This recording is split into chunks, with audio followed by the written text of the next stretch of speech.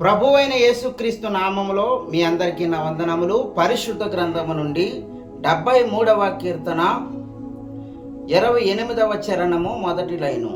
నాకైతే దేవుని పొందు ధన్యకరము. దేవుడు ఈ వాక్యమును మన వినికిడిలో దీవించి ఆశీర్వదించునుగాక. ఆమేన్. ఆసాపు భక్తుడు తన జీవితంలో, తన బ్రతుకులో ఆలోచించి పరిశీలన చేసి దేవునితో స్నేహముగా ఉండడమే ధన్యకరము,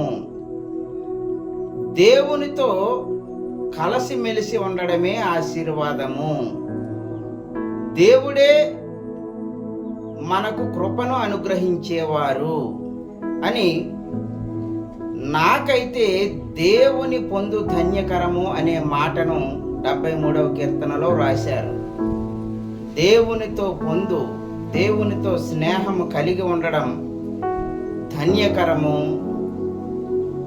దేవునితో సహవాసము కలిగి ఉందాం. దేవుడి వాక్యమును మన వినికిడిలో దీవించునుగాక. ఆమేన్. దేవుడు మిమ్మల్ని దీవించునుగాక. ఆమేన్.